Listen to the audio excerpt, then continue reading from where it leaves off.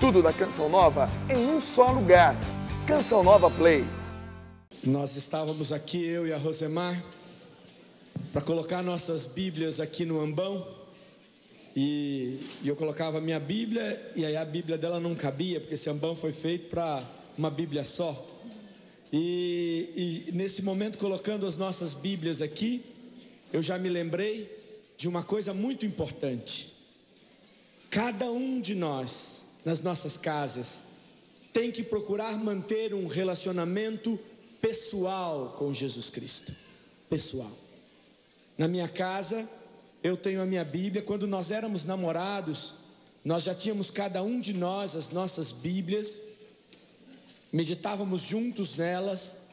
Eu tenho a minha Bíblia já várias vezes. Às vezes eu leio uma Bíblia, pego uma outra Bíblia para ler de outra tradução, e outra Bíblia, porque na nossa casa a palavra de Deus ela é muito importante.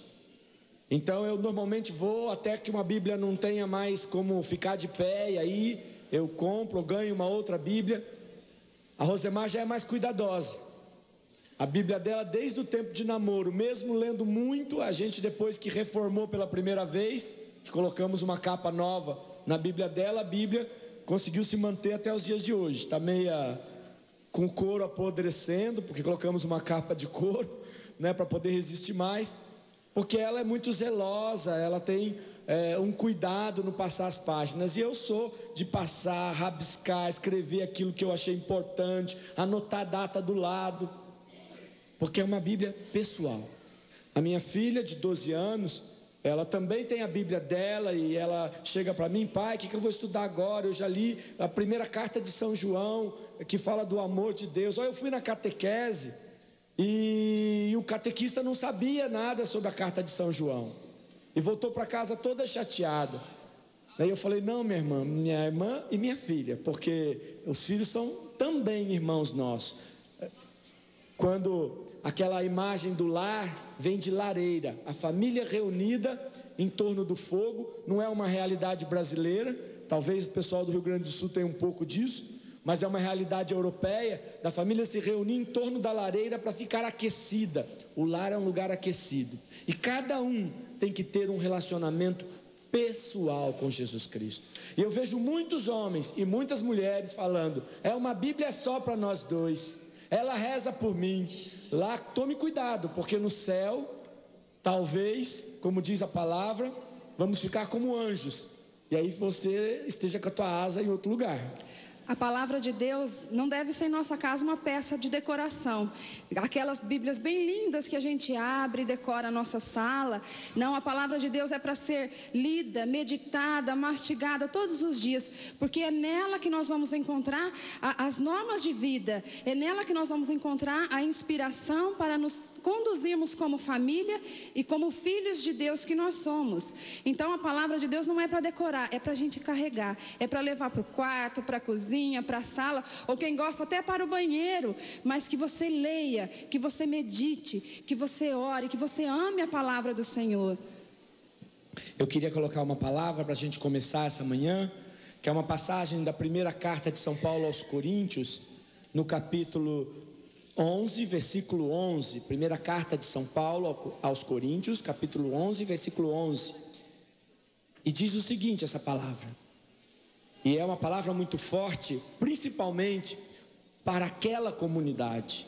E vocês já vão entender por que aquela comunidade é tão parecida com a nossa comunidade, com os dias de hoje. No entanto, a mulher é inseparável do homem, e o homem da mulher diante do Senhor. Vou repetir. No entanto, a mulher é inseparável do homem, e o homem da mulher diante do Senhor. Palavra do Senhor. Graças a Deus. A comunidade de Corinto era uma comunidade, era um porto.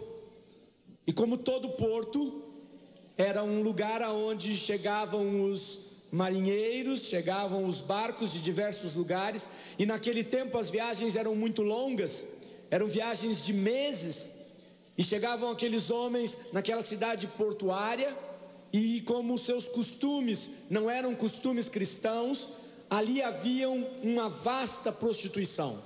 Tanto que a própria religião oficial de Corinto era uma religião onde haviam os templos de Afrodite, que eram templos de prostituição, cujas sacerdotisas eram prostitutas oficiais. São Paulo ficou com tanto medo das mulheres cristãs serem confundidas com aquelas mulheres, que deu instruções até de como elas deviam se portar, se vestir. Às vezes, irmãos nossos evangélicos que não conhecem a realidade, pensam que as mulheres não podem cortar o cabelo. Não é isso. São Paulo dizia: não se pareçam com as prostitutas, com as sacerdotisas que se prostituíam nos templos de prostituição, na prostituição religiosa. Era uma coisa muito séria. São Paulo estava preocupado. Imaginem, os homens e aquela população estava acostumado que mulheres na igreja significavam aquilo. E ele ficava preocupado: vocês, mulheres cristãs, tomem cuidados para que vocês não fiquem parecidas com aquelas mulheres. Da mesma forma, também, eu penso que Deus está nos ensinando a nós, as mulheres, que nós também temos que ter um jeito diferente de ser. Nós somos chamadas a não fazer como o mundo. Hoje, não vão nos confundir com as sacerdotisas, mas quanta coisa, quanto desvio, quanto modo de se portar, de trajar mesmo, que não condiz com uma mulher cristã. O Senhor quer nos chamar, mulheres, atenção, as jovens também, né? O nosso corpo é templo do Espírito Santo, não é feito para ser exibido. Não, Deus tem um projeto maior para nós, que nós tenhamos essa clareza e essa consciência de que Deus nos chama a preservar santamente o nosso corpo. E depois nós vamos meditar um pouco mais profundo sobre isso. Mas o que eu queria chamar a atenção a esta palavra é de que, diante desta situação, desta sociedade que era a sociedade de Corinto, São Paulo encontrou ali casamentos completamente devassos, poligamias, todo tipo de situação e de famílias destroçadas. Pior do que as famílias romanas, onde a cultura já previa casamentos, previa escravas que também eram parceiras sexuais, é verdade. E na época dos apóstolos, esse foi um dos motivos da decadência do Império Romano. Os romanos não queriam mais se casar. Olha que coisa incrível. Qualquer história da igreja vai poder contar isso. História da universal vai dizer isso. Em torno do 1º século e do 2º século cristão, os romanos preferiam comprar escravas do que casarem-se por uma questão econômica. Era mais barato pagar alguém para estar lá, fazendo serviços da casa, cuidando dos filhos, do que ter uma mulher do qual ele teria que partilhar os seus bens.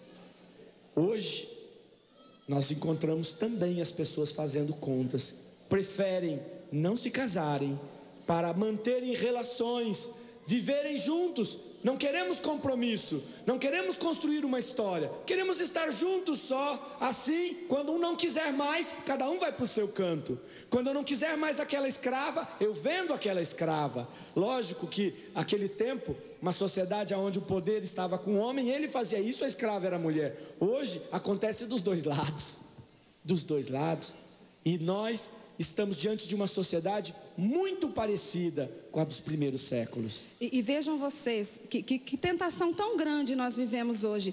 Não se fala mais em casamento, mas são casamentos abertos.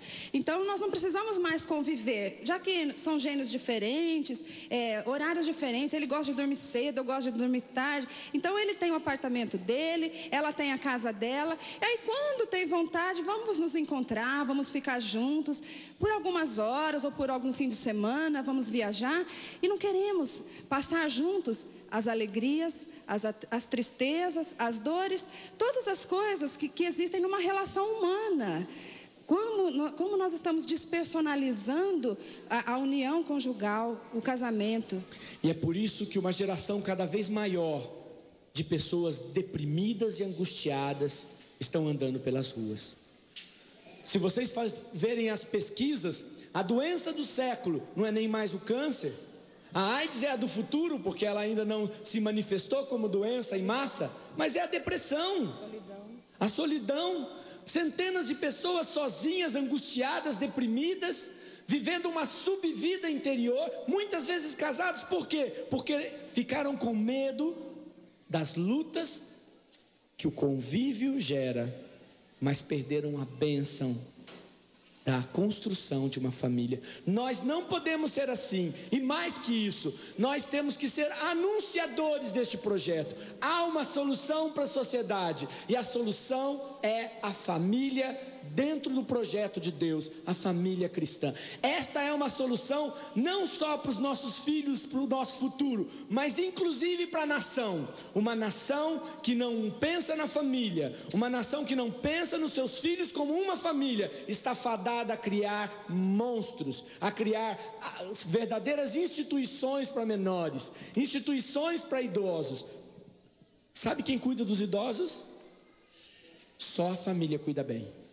Só a família aguenta o idoso quando ele está senil, quando ele já não pensa direito, porque a palavra de Deus pede: honra teu pai, mesmo na sua demência, diz o Eclesiástico 3, mesmo na sua demência honra teu pai. O mundo vai fazer o quê? Vamos construir instituições, vamos amontoar velhos, mesmo com ótimas enfermeiras, vamos colocar crianças todas nas creches, de manhã, de tarde e agora algumas de noite também.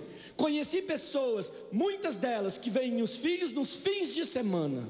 O que eu vou dizer disso? O que esperam desta sociedade? Nós não podemos ser assim. Não podemos. A gente já ouviu aquele termo que diz: quem casa quer casa? Já viram isso? Já, não é? Pois é. Por que a família quer casa? Porque a casa significa sua estabilidade. Significa estamos juntos, estamos cobertos.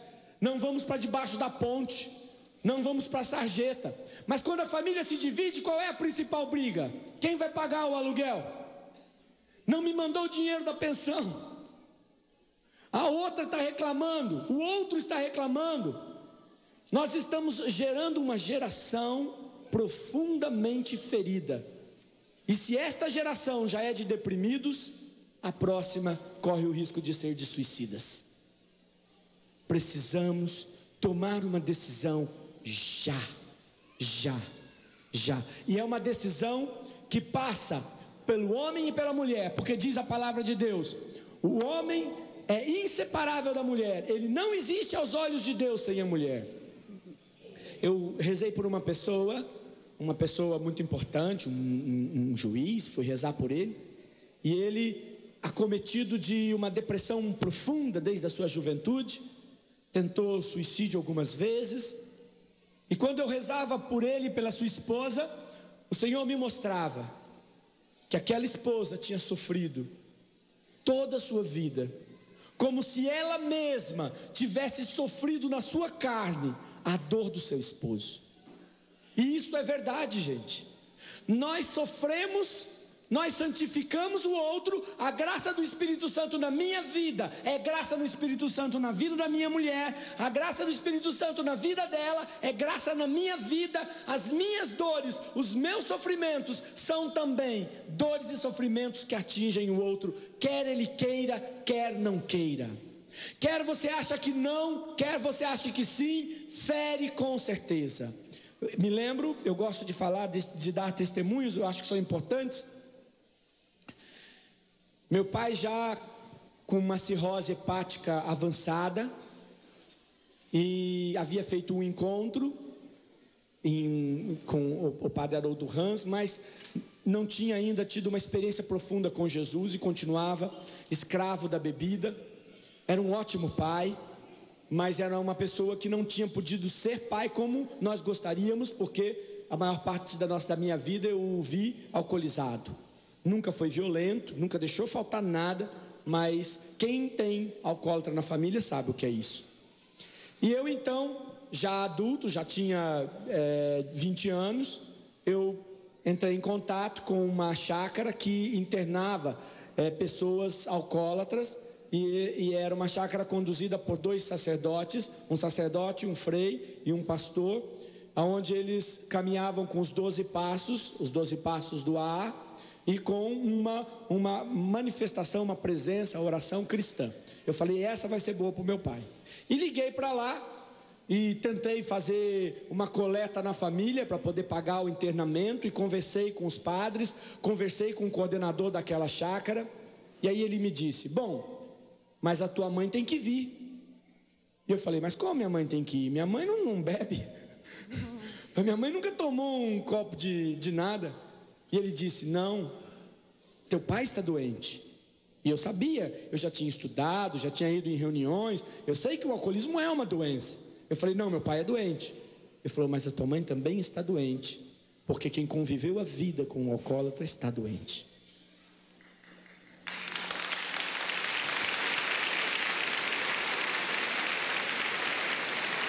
E nós então enviamos os dois para esta chácara. A gente sofre com o outro. Se um está com uma doença, uma dor de uma cólica estomacal permanente, uma úlcera, como que o esposo também não está doente se o tempo todo ele tem que se preocupar com o leite, se tomou o remédio, com os cuidados? No fundo, todos os cuidados de um acabam sendo de outros. E aos olhos de Deus, o homem não existe sem a mulher, e ela não existe sem o homem. Mesmo quando não há casamento, pela própria natureza de que o homem nasceu da mulher. E Deus fez, na origem dos tempos, a mulher ser gerada do homem, para criar um vínculo. E não sou eu quem digo isso, é São Paulo na carta aos Coríntios. Há um vínculo profundo. E São Paulo fala isso naquela sociedade toda perdida. Eu fico imaginando como é que ele deveria fazer. Aquelas relações todas deturpadas. Sabe o que ele fez? São Paulo não arranjou uma balança e não saiu julgando, você está errado, você está errado, você está errado. Ele saiu dizendo, aceita Jesus, recebe Jesus, Jesus morreu por você, Jesus ressuscitou, recebe Jesus na tua vida, se enche do Espírito e constrói um novo relacionamento. Então todos nós que estamos aqui e os que nos veem, há uma chance, começar de novo, aceitando Jesus nas suas vidas e sabendo que somos inseparáveis aos olhos de Deus. Assim como aquela sociedade, talvez muitos tiveram que recomeçar outras vidas porque viviam no paganismo, mas é preciso recomeçar de novo. Só que cada um tem que dar o seu passo. Eu tenho que dar meu passo e a Rosemar tem que dar o passo dela. Eu quero me lembrar de São Paulo na carta aos Romanos, no capítulo 13, quando ele diz assim, que não há mais lei para nós, nem o adultério. E ele começa pelo adultério. Eu até vou fazer questão de pegar, porque eu acho essa passagem muito linda. Diz assim, não tenhais nenhuma dúvida, para com quer que seja, a não ser a de vos amardes uns aos outros, pois aquele que ama o seu próximo, cumpriu plenamente a lei. Com efeito, os mandamentos, não cometerás adultério, não matarás, não furtarás, não cobiçarás, bem como todos os outros, resumem-se nesta palavra: amarás o teu próximo como a ti mesmo. O amor não faz nenhum dano ao próximo, portanto, o amor é o pleno cumprimento da lei. Palavra do Senhor. Graças a Deus. Todas estas leis, olha, não matarás, e ele começa com não adulterarás. E eu quero dizer uma coisa importante sobre isso. Quem pensa que o adultério é apenas um ato ligado a uma traição física, está enganado. Na palavra de Deus, o adultério não é isso. O adultério é a quebra da fidelidade. Qual é o compromisso de fidelidade que eu tive para com a Rosemar no dia do meu casamento? Não foi de que eu não ia ter outras mulheres, foi de que eu estava me comprometendo com ela, em todas as circunstâncias, na alegria, na tristeza, na doença, na saúde, em todas as consequências, em levá-la para o céu. Este era o compromisso que eu estava fazendo com Deus, de levá-la para o céu, de fazer todos os esforços que dependessem de mim para levá-la para o céu. E quando eu não sou fiel a este meu compromisso do sacramento do matrimônio, eu estou em adultério.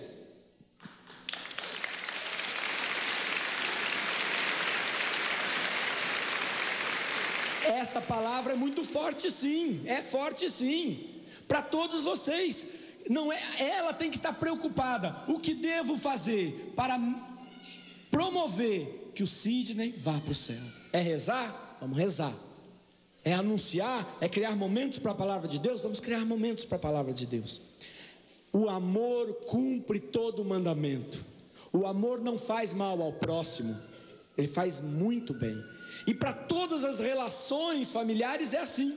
Vou pegar uma delas para a gente ter exemplo, porque é claro que não dá para mim falar de todas. Vou pegar uma muito importante. Vou pegar a sexualidade. A sexualidade. Eu não preciso gastar muito tempo para dizer para vocês a regra máxima da sexualidade. Sabe qual é? Faz o outro feliz. Amar o outro. Tudo aquilo que defrauda, que machuca, que destrói a dignidade, não a faz feliz. Portanto, amar cumpre todos os mandamentos. Amor não é uma coisa para viver sozinho. O amor narcísico, aquele que é voltado para dentro da gente mesmo. Eu me amo, eu me satisfaço, eu me cuido, não é eu, não é a primeira pessoa. O amor só tem sentido se ele é doação, se ele tem em vista o outro. O amor de Jesus foi assim, um amor encarnado, um amor que se fez pessoa. Mas para quê? Para ele mesmo, para a autopromoção, para ele ser aclamado? Não, foi para ensinar, para viver. O amor é para ser vivido em relação com os outros. Eu fico vendo na minha região mais de 25 mil pessoas saíram da minha cidade e foram para o Japão trabalhar. É uma cidade de uma forte presença nipônica, da presença da população japonesa no Brasil. E com a abertura do Japão querendo mão de obra barata e mão de obra pesada, eu vi profissionais formados até em faculdade deixarem suas famílias e irem para o Japão para ganharem dinheiro e voltarem 2, 3 anos. Muitos não voltaram. Muitos criaram outras famílias lá, com outros brasileiros que estavam lá. E eu fiquei olhando e vendo. As pessoas pensam: o que é bom para mim? Se o dinheiro é bom para mim, vale eu correr atrás do dinheiro, e o resto se destrói. A minha profissão, quantas vezes eu vejo a pessoa dizendo: mas a minha profissão, como se a profissão fosse a coisa mais importante do mundo. A coisa mais importante do mundo sou eu com Deus, e eu com Deus é a minha casa. É a minha casa. É interessante que nós somos assim, os seres humanos são tão inteligentes e ao mesmo tempo tão bobinhos, porque a gente se engana. Às vezes até nós dizemos assim, um discurso bonito: ah, mas eu estou pensando no futuro da minha família, eu preciso trabalhar, eu preciso estudar, eu preciso fazer muito, porque eu preciso dar uma segurança para os filhos, eu preciso comprar uma casa, que minha esposa quer tanto, uma casa de 500 metros quadrados, então são muitos sonhos de consumo que nós temos, e aí nós disfarçamos, infelizmente pecamos, disfarçamos dizendo que nós estamos pensando no outro, e no fundo nós estamos indo bem longe daquilo que Deus está nos chamando a fazer.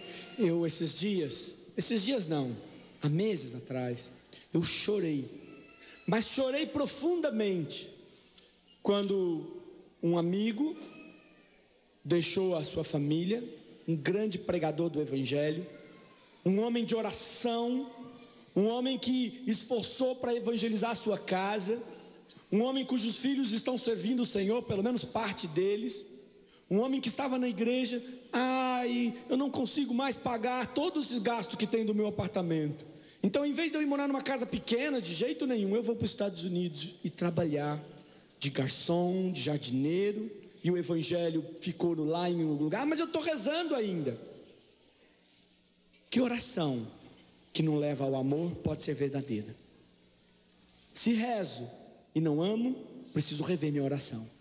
Porque a oração necessariamente, quanto mais eu rezo, é lógico que se eu tenho muitas feridas, vai levar um pouco de tempo, mas quanto mais eu rezo, mais eu sinto vontade de amar, mais eu sinto que vou sendo derrubado no meu egoísmo e vou me abrindo ao outro.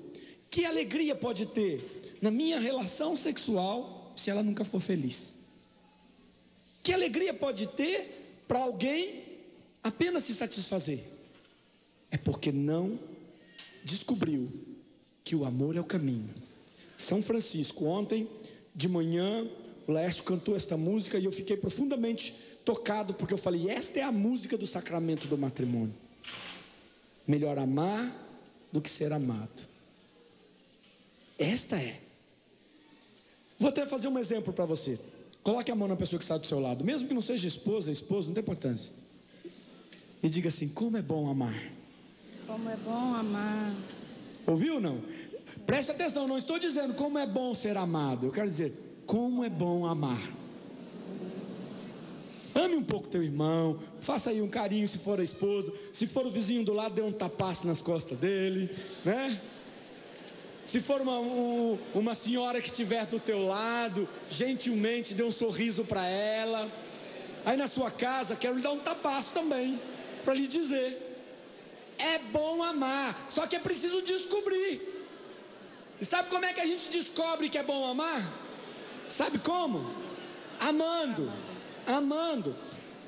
O mais bonito é que quando a gente ama de verdade, sem interesse, porque o amor verdadeiro é assim, ele não está interessado em receber. Quando a gente ama de verdade, aí a gente desmonta o outro e ele não consegue fazer outra coisa senão amar. E aí vira um círculo. Eu amo, ele ama e nós nos amamos, porque Deus está nos amando profundamente. Eu me lembro, eu vou dar esse exemplo, já que eu falei da minha vida aqui, expus a minha vida, né? Então não tem problema. Meu pai chegava às vezes em casa, quando já estava adiantado, tomava uma garrafa de 51 por dia. Então, enquanto ele estava alcoolizado, o que eu fazia? Rezava. Fazer o quê? Vamos rezar. Ele até gostava de, como todo mundo estava servindo Jesus, ele pegava os discos do Padre Zezinho, punha lá no volume último, até de madrugada. Ninguém dormia com o Padre Zezinho. Tive até que ser curado do trauma. Nem aguentava mais ouvir o pobre do Padre Zezinho. E ele tem música tão linda, né? E ele tem músicas lindas, né? Mas aí de manhã, ele estava aposentado, ele ia dormir. E nós íamos trabalhar, né? Mas eu falava para ele no outro dia cedo, eu joguei fora todas as bebidas alcoólicas aqui de casa por amor ao Senhor. Porque te amo, pai. O senhor pode não entender. E todas as vezes que eu ver entrando bebida aqui em casa, eu vou quebrar a garrafa fora. Porque eu te amo. Porque o amor, ele não é tonto. O amor, ele é verdadeiro. O amor quer restaurar. O amor quer corrigir. O amor quer fazer com que o outro cresça. Porque o meu compromisso de amor me faz pensar que a melhor coisa que eu possa dar para minha esposa é levá-la para o céu. Porque aí ela vai ter a vida eterna de alegria. E tudo mais eu posso deixar para lá se eu cumprir esta missão. Homens, quem é homem aí? Levanta a mão. Isso. A tua missão é levar a tua esposa e os teus filhos para o céu, ouviu? E os jovens que estão aí, a tua missão é construir uma família para levar para o céu.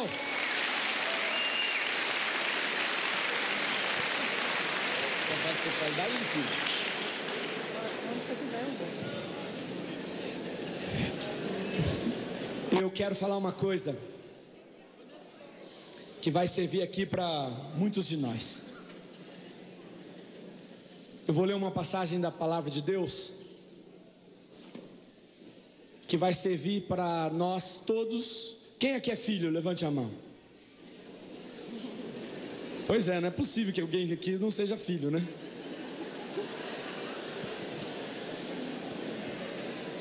Pois é, diz assim: escutai, filhos, os conselhos de vosso pai, e agi de tal modo que possais ser salvos. Pois o Senhor glorifica o pai em seus filhos e confirma a autoridade da mãe sobre sua prole. Palavra do Senhor. Graças a Deus. Meu irmão e minha irmã, se o teu conselho como pai e como mãe não leva teu filho para a salvação, como esta palavra vai se realizar? Pensaram nisso? Quantas vezes eu falei para a juventude: escutai o conselho dos vossos pais, porque a palavra de Deus diz que escutando o conselho dos vossos pais, vocês podem ser salvos. E eu vou dizer: se um filho chegar no céu cheio de pecado, cheio de sofrimento interior, porque a alma está flagelada pelo pecado, flagelada por Satanás, e chegando lá, ele diz: cumpri os conselhos do meu pai, te aguarde, porque ele vai entrar no céu e você é que vai para o inferno.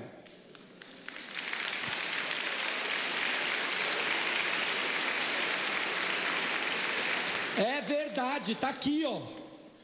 O meu conselho, por isso que eu falei, e a Rosemar falou, temos que conhecer a palavra, para que os nossos conselhos para nossos filhos os levem para o céu.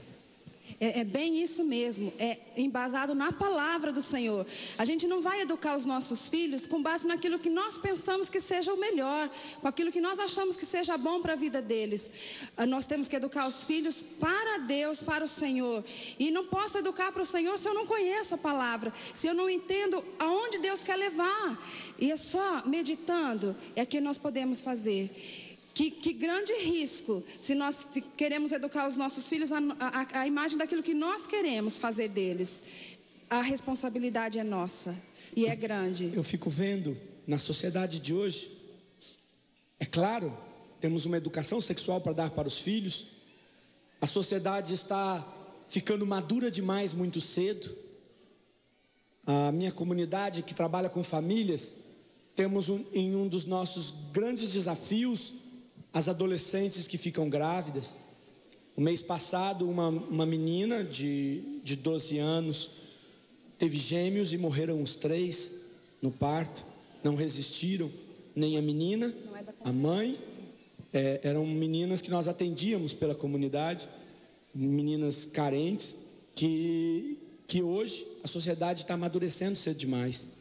Eu acho que é um pouco de alimentos aí, cheio de hormônios que ajudam um pouco, e a vida que está fazendo com que as nossas crianças não sejam mais crianças, cresçam e amadureçam rápido demais. Só que isso é um fenômeno que a gente não segura. Você não segura, eles estão deixando de brincar mais cedo, estão aprendendo tudo muito cedo e perdendo fases da sua vida. E isso, não tenham dúvida, vai ter consequência. A sociedade paga o preço daquela sociedade que ela está construindo. Mas eu fico pensando que por medo disso, em vez de nós somente ensinarmos a palavra de Deus para os nossos filhos, e ensinarmos no amor, porque não adianta um perfil de leis, é preciso ter a palavra e saber que é por amor. Pobre daquele que já inicia seu filho na vida da promiscuidade, inicia sua filha na vida da promiscuidade, com medo dela ficar grávida. Não, por causa dela ficar grávida, deixa eu já ensinar aqui, dar uns anticoncepcional para ela, pelo menos eu não passo essa tortura. Minha irmã, tortura maior não é a vida que ela pode gerar, tortura maior é o pecado que ela pode perder pro resto da vida.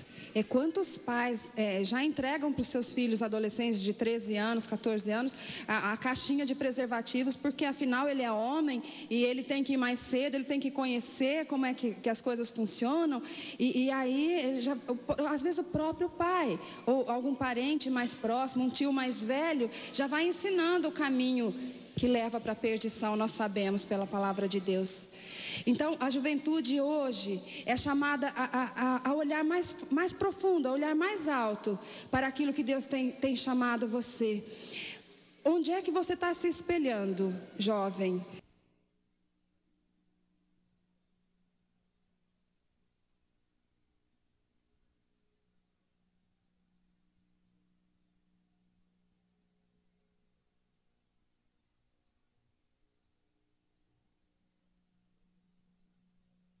Eu louvo muito ao Senhor pelo Dunga, pela Canção Nova, pelo PHN, que está chamando o jovem a pensar mais crítico, que está despertando na juventude que há algo diferente, que você não precisa ir atrás desses ídolos como uma boiada que vai, um empurrando o outro, um atrás do outro, sem saber para onde vai, mas vai naquele rebolo. Não, meus irmãos. A passagem que eu estou meditando é Eclesiástico 3, só para o pessoal poder registrar. No entanto, eu quero pegar aqui Efésios 6, que diz assim: para os filhos, honra teu pai e tua mãe, para que seus pecados sejam expiados, diz o Eclesiástico. No Efésios diz, para que sejas felizes e tenham longa vida, tudo coisa boa. Mas eu quero falar para os pais: vós, pais, não exaspereis vossos filhos, criai-os, ministrando-lhes uma educação e conselhos inspirados pelo Senhor. Isso significa, não é na base da esfola e da gritaria e exasperando o tempo todo, que o filho já nem aguenta mais tanta bronca. Mas é inspirados, educai-os, quer dizer, não deixai de falar os mandamentos de Deus. Inclusive, porque na missa de sexta-feira de abertura, a palavra de Deus dizia: insistentemente ensina aos teus filhos, desde a mais tenra idade, os mandamentos do Senhor. Os mandamentos do Senhor. Eu me lembro que a minha filha tinha 4 anos e nós estávamos pregando um encontro em Belo Horizonte, e houve um momento onde Deus agiu muito. Eu e o Padre Léo estávamos pregando este encontro, e quando chegou de noite, minha filha cansada, 4 anos, o encontro se estendeu. Quem conhece o Padre Léo sabe que ele perde o horário facinho e vai embora. E aí alguém levou-a para dormir, e chegou no lugar, ela cansada, e a pessoa muito querida falou: vamos dormir. Ela falou: não, mas eu tenho que rezar. Ela falou: então vamos rezar, o que você sabe rezar? Aí ela começou o Santo Anjo. Então agora vamos dormir. Não, mas eu tenho que rezar a Ave Maria. Aí rezou a Ave Maria. Aí falou: então agora vamos dormir. Minha filha detesta dormir, então ela fica enrolando, sabe? Aí ela fala: não, mas faltou o Pai Nosso. E depois do Pai Nosso, mas tem aquele: o Senhor é meu pastor. Porque desde cedo, rezando com a gente, ela aprendeu a decorar as principais orações que nós fazemos.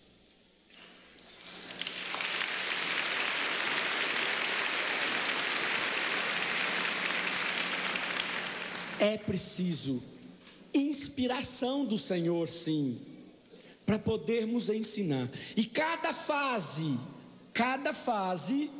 tem uma exigência.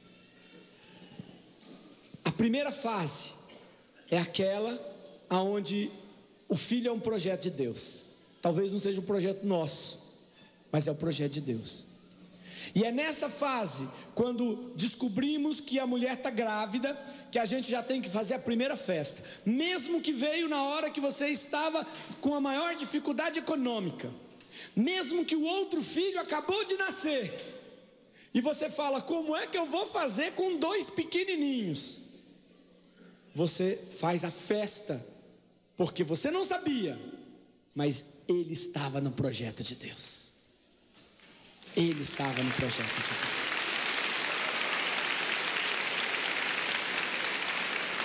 Deus. Ninguém sabe o que é melhor: filhos espaçados, filhos um atrás do outro.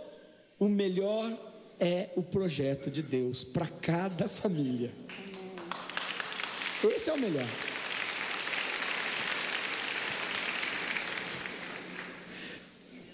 Quando o filho está lá no útero da mamãe, é hora só de amor,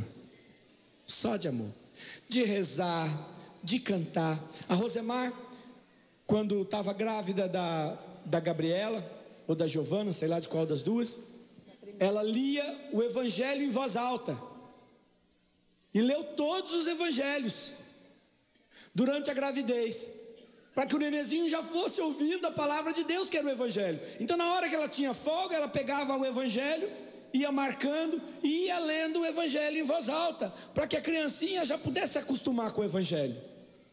A Gabriela, a Rosemar sempre cantava muito as músicas do Senhor. Até hoje a Gabriela toca piano, canta, adora.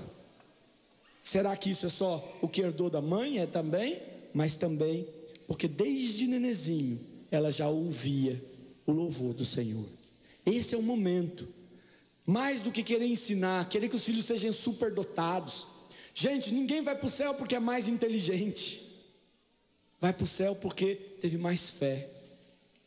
Não se preocupem em fazer dos filhos os mais adiantados. Isso não é o mais importante. Isso é o mais importante para o mundo, que quer competir, que quer que ganhe, que quer que chega primeiro. O mais importante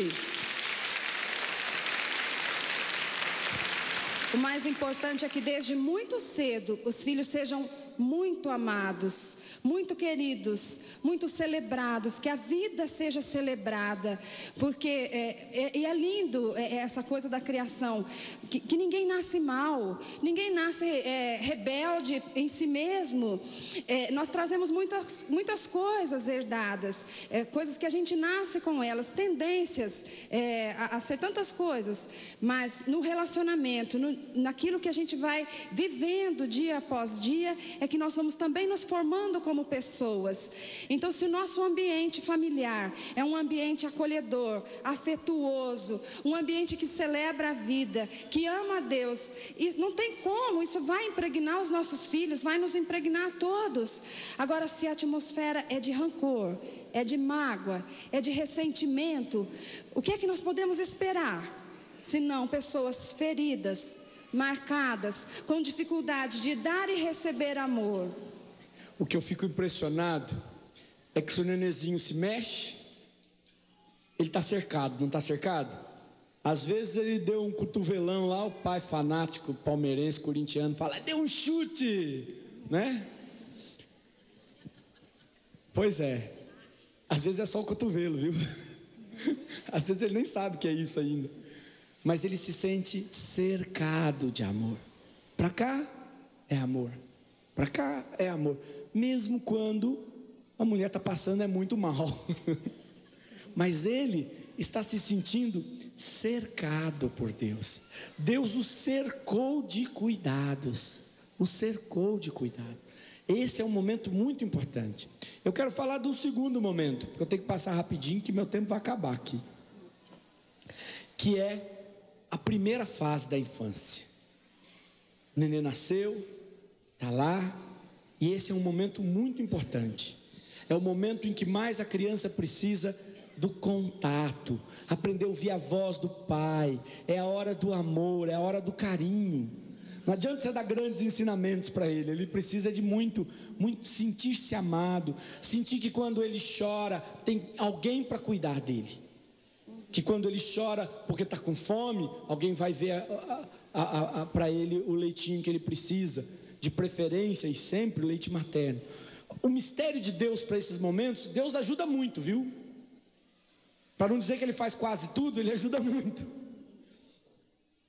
Mulheres portadoras do vírus HIV, se sabem que são portadoras do vírus, tem 90% de chance dos seus filhos não nascerem portadores dos vírus. Por incrível que pareça, eu que trabalho numa instituição, a gente estuda isso, o nenenzinho nasce, se você fizer exame, ele é soro positivo, 2 anos depois ele não é mais.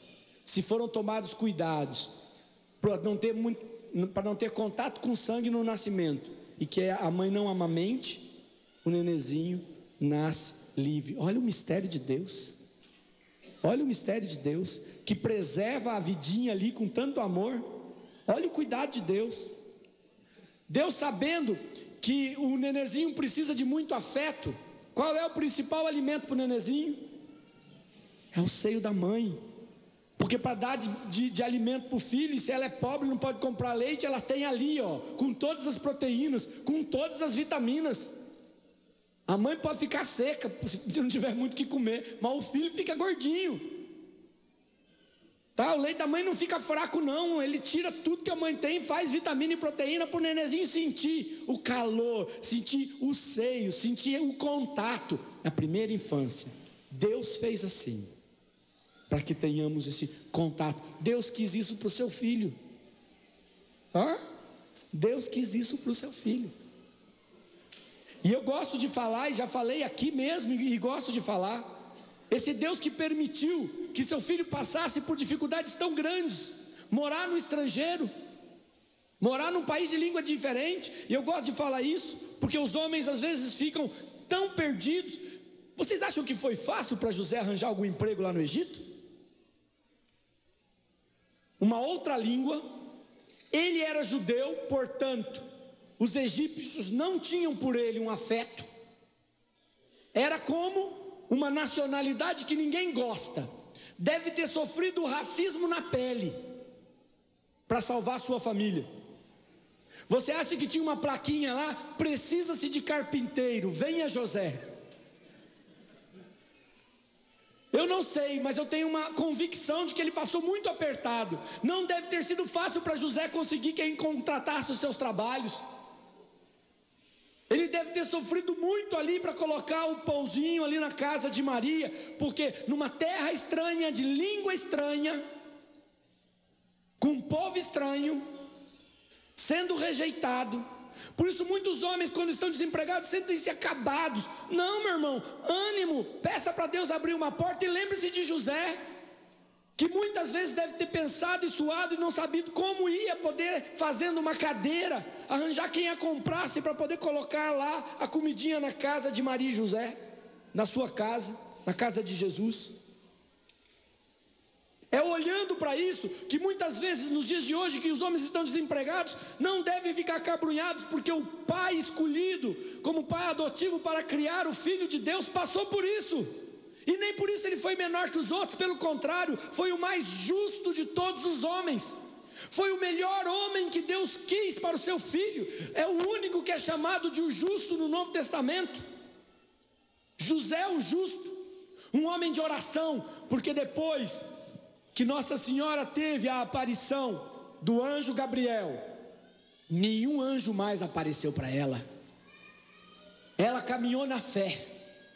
Foi a oração de José que o anjo visitava em sonhos para dizer: pega teu filho e vai para o Egito. Por isso, homens, todos, quando você estiver desempregado, quando você acha que não tem porta mais se abrindo, quando você acha que a tua idade já não está mais boa para poder trabalhar porque o mercado está difícil, não se apavore. Lembre-se do pai que Deus escolheu para seu filho. Toma ânimo e confia em Deus. Confia em Deus.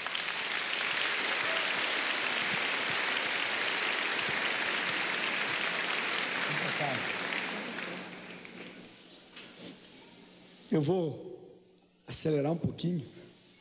Até os 6 anos, a criança depende muito da família, do aprendizado, do seu desenvolvimento. É um tempo em que ela precisa de muito presença, carinho, testemunho, o jeito que os pais vivem. Estas coisas marcam a vida deles.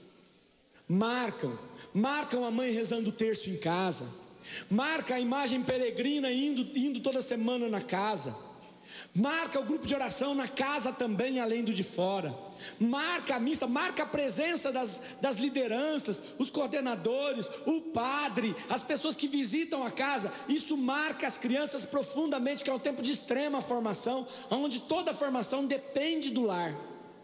Esse é um tempo que a gente tem que investir muito. É o tempo de lhe dar os melhores costumes, de ensinar os bons costumes, o respeito, o silêncio para a oração, a palavra de Deus. É o tempo de ensinar. A criança aprende muito. Infelizmente, a gente tem visto. Eu estava com uma amiga do Pará, e ela me dizia que estava fazendo uma tese de doutorado, uma de especialização, não sei ao certo, sobre a violência. E ela estava apavorada com o tanto de crianças que ficam amarradas em casa, que sofrem violências, maus tratos. Os pais, sem paciência para educar, preferem espancar. Exigem das crianças atitudes de adultos. Isto, meu irmão, nós cristãos temos que levantar e mostrar: Deus nos orientou a ensinarmos nossos filhos. Por outro lado também, eu sofro quando eu vou em reuniões e vejo que as crianças põem tudo para baixo, não respeitam ninguém. E às vezes os pais são da igreja e não ensinaram a palavra de Deus para os seus filhos, não ensinaram respeito aos mais velhos. Vejo crianças xingarem os mais velhos, chutarem pai e mãe. Vejo criança chegar e chutar a mãe. E aí alguém, que bacana, ele é espertinho, né? E o pior de tudo é que, se enquanto criança ele faz esse tipo de coisa, o que é que nós vamos esperar na adolescência e na juventude? Se enquanto pequenos nós não conseguimos conduzi-los, ensiná-los, dobrá-los, ensiná-los a se curvar diante da autoridade, a se submeter à autoridade do pai e da mãe, o que é que nós vamos esperar para o futuro? As crianças hoje, elas aprendem muito a responder, são respondonas, não é? Porque estão vendo televisão, são muito inteligentes. Os danadinhos são todos muito inteligentes, né? Os abençoadinhos são muito inteligentes, muito, muito. Só que nós precisamos ensinar que mais importante do que isso são regras de comportamento. Na tua casa, quando vocês podem, a família come junto? Ou cada um pode ir para frente da televisão? Pois é. Há alguns comportamentos que a gente vai tendo que colocar para as crianças. Um jeito de ser, com muito amor, com muita liberdade, gente. Com muita liberdade. E com muita insistência. Nós não conseguimos progressos da noite para o dia. Não dá para usar nossa autoridade e dizer: agora eu falei, está falado e pronto, acabou, você tem que me obedecer. Não é assim. É no amor, na insistência, na paciência, mas também na firmeza, no dia após dia, é que nós vamos conseguir incutir nos nossos filhos aqueles comportamentos que Deus tanto deseja. A gente tem que ir ensinando. E eu vou dizer, que mistério maravilhoso. Não se educa com uma palavra, se educa dia após dia. Todos os dias, tua palavra, teu jeito de ser vai educando os teus filhos. Ainda é tempo de começar. Porque depois diminui a presença da família na vida das crianças. Eles crescem, ficam adolescentes e depois jovens. Quando jovens, é hora de apoiarmos e deixarmos eles escolherem seus caminhos. Tem muita mãe e muito pai que quer que o filho fique eternamente adolescente na sua casa. Não, eles têm que crescer. Tem que assumir responsabilidade. Tem que ser responsáveis pelos seus atos. Eles vão crescendo e vão descobrindo que são responsáveis. Olha, meu filho, as coisas erradas que você fizer, que eu te ensinei que não devia fazer, você vai ser responsável. Eu vou te amar em todas as circunstâncias, mas você é responsável.